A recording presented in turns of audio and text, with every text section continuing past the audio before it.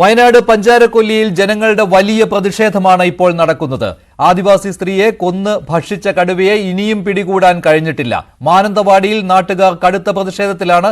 നാളെ വയനാട്ടിൽ വനം മന്ത്രിയുടെ അധ്യക്ഷതയിൽ ഉന്നതതല യോഗം ചേരും. കടുവയുടെ ആക്രമണത്തിൽ കൊല്ലപ്പെട്ട മീൻമുട്ടി സ്വദേശി രാധയുടെ മൃതദേഹം സംസ്കരിച്ചു. വിവിധ സംഘടനകൾ പ്രഖ്യാപിച്ച ഹർത്താൽ മാനന്തവാടിയിൽ ഇപ്പോഴും തുടരുകയാണ്.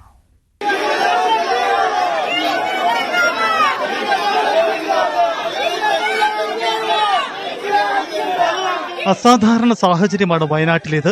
ജനങ്ങളാകെ സർക്കാരിനെതിരെയും വനംവകുപ്പിനെതിരെയും സംഘടിക്കുന്നു. കടുവയെ പിടികൂടുന്നതിന് പുറമെ ജനരോഷം ശമിപ്പിക്കാൻ അടിയന്തര ഇടപെടൽ നടത്തേണ്ട സാഹചര്യം. ഈ പശ്ചാത്തലത്തിലാണ് നാളെ അടിയന്തരമായി യോഗം ചേരുന്നത്. വനമന്ത്രി AK ശശീന്ദ്രന്റെ അധ്യക്ഷതയിൽ ചേരുന്ന യോഗത്തിൽ ഉന്നത ഉദ്യോഗസ്ഥരും പങ്കെടുക്കും. ഇതിനിടെ കടുവ ആക്രമണത്തിൽ കൊല്ലപ്പെട്ട മീൻമുട്ടി സ്വദേശി രാധയുടെ മൃതദേഹം സംസ്കരിച്ചു.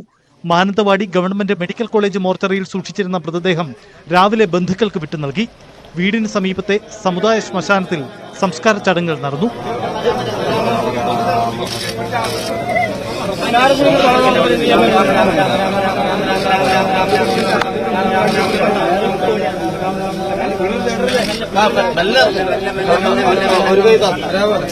സംഭവത്തിൽ പ്രതിഷേധിച്ച് UDF പ്രഖ്യാപിച്ച ഹർത്താൽ മാനന്തവാടിയിൽ തുടരുകയാണ്. വനം വന്യജീവി സംഘർഷം അസാധാരണ സാഹചര്യത്തിലേക്ക് നീങ്ങിയതോടെ സർക്കാരും രാഷ്ട്രീയ പ്രതിസന്ധിയിലാണ്. പല ആക്രമണങ്ങളും ഒറ്റപ്പെട്ടതെന്ന് നിലപാടെടുക്കുമ്പോഴും മലയോര ജില്ലകളിൽ വന്യജീവി സംഘർഷങ്ങൾ ആവർത്തിക്കപ്പെടുന്നു എന്നതാണ് വെല്ലുവിളി. ന്യൂസ് 18 വയനാട്. വയനാട്ടിലെ നരഭോജി കടുവയെ പിടികൂടാൻ നടപടി ശക്തമാക്കിയിട്ടുണ്ട് വനം വകുപ്പ്. കൂട് സ്ഥാപിച്ചതിന് സമീപം കടുവയുണ്ട് എന്ന് സ്ഥിരീകരിച്ചിട്ടുണ്ട്. കുങ്കിയാനകളെ സ്ഥലത്തെത്തിച്ച് തിരച്ചിൽ നടത്താനും ശ്രമം നടക്കുന്നുണ്ട്. പഞ്ചാരക്കൊല്ലിയിൽ വീണ്ടും കടുവ ഇറങ്ങിയെന്നാണ് നാട്ടുകാർ പറയുന്നത്. പ്രദേശത്ത് കടുവയുടെ സാന്നിധ്യം ഉറപ്പാക്കി.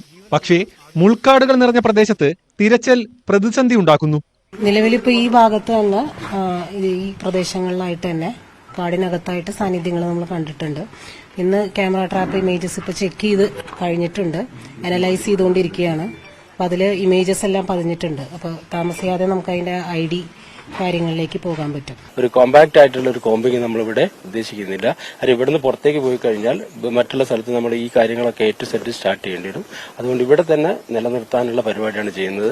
ഇതിന്റെ 4 ഭാഗത്ത് നമ്മൾ ആളുകളും ഒക്കെ ഇന്നും ഫുൾ ടൈം പെട്രോളിംഗ് ഇന്നും നാളെയും എല്ലാ ദിവസങ്ങളിലും നമ്മളിത് കേജ് ചെയ്യുന്നത് വരെയുള്ള പെട്രോളിംഗ് നടന്നുകൊണ്ടിരിക്കും. കുങ്കിയാനകളെ ഉടൻ സ്ഥലത്തെത്തിക്കും. അരുൺ സക്കറിയുടെ നേതൃത്വത്തിലുള്ള സംഘവും എത്തും. 38 ക്യാമറകൾ സ്ഥാപിച്ചിട്ടുണ്ട്. 6 ലൈവ് സ്ട്രീമിംഗ് ക്യാമറകൾ കൂടി ഇന്ന് സ്ഥാപിക്കും. ക്യാമറകളിൽ കടുവയുടെ സാന്നിധ്യം സ്ഥിരീകരിച്ചു. ഇതിനിടെ നാട്ടുകാർ വനം വകുപ്പിനെതിരെ വീണ്ടും രംഗത്തെത്തി. കടുവയെ കൂട്ടിലാക്കാൻ ശ്രമിക്കുന്നതിന് പകരം വെടിവെച്ച് കൊല്ലണമെന്നാണ് ആവശ്യം. വനം വകുപ്പിന്റെ ബേസ് ക്യാമ്പ് നാട്ടുകാർ ഉപരോധിച്ചു.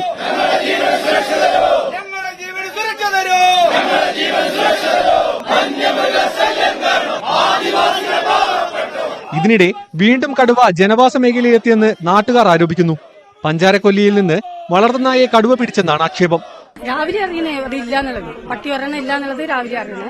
രാത്രി ഭയങ്കര കൊര കേട്ടു. ഒരു പട്ടീന്റെ ചെറിയൊരു കരച്ചിൽ, എറിഞ്ഞാലുള്ള കരച്ചിൽ, അതുപോലെ കരച്ചിൽ കേട്ടു. ബാക്കി 2 പൊരച്ച് ഓടുന്നുണ്ടായിരുന്നു.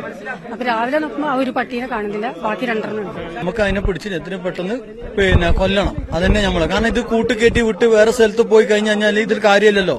ഇത് വീണ്ടും തന്നെയല്ലേ ആവർത്തിക്കുന്നത്. ഇവിടെ മനുഷ്യരല്ലേ, നമ്മൾ മനുഷ്യനാന്നുള്ള ചിന്തിക്ക്. ആദ്യമൊക്കെ ഞങ്ങൾ പണിക്ക് പോകുമ്പോ റോട്ടുമേൽ കാണും, അത് ഞങ്ങൾ പറഞ്ഞു കൊടുക്കും. അവര് നോക്കിട്ട് അതങ്ങ് പോയെന്ന് പറഞ്ഞിട്ട് അവരങ്ങ് ഇറങ്ങി വരും. അത് നോക്കാലും പിടിക്കലും ഒന്നും ഇല്ല. പിന്നെ എന്റെ വീട്ടിൽ തൊട്ട് 100 മീറ്റർ താഴെയാണ് ഈ സംഭവം നടക്കുന്നത്. 3 മണി തൊട്ട് എന്റെ പിന്നെ കൊച്ചിന് കരയാൻ തുടങ്ങിയതാ. അച്ഛനോട് അച്ഛൻ എവിടെ പോയെന്ന് ചോദിച്ചിട്ട് ഞാൻ 3 മണിക്ക് വന്നിട്ട് കുട്ടിയൊന്ന് പുറത്തേക്ക് ഇറങ്ങിയത്. പ്രദേശവാസികൾ കടുത്ത പ്രതിഷേധം ഉയർത്തിയതിനാൽ കടുവയെ വെടിവെച്ച് കൊല്ലുന്നതിനാണ് മുൻഗണന നൽകുന്നത്. കടുവയുടെ സാന്നിധ്യം ഉറപ്പാക്കി കൂടുതലിടങ്ങളിൽ തിരച്ചിൽ നടത്താനാണ് നീക്കം. ന്യൂസ് 18 വയനാട്.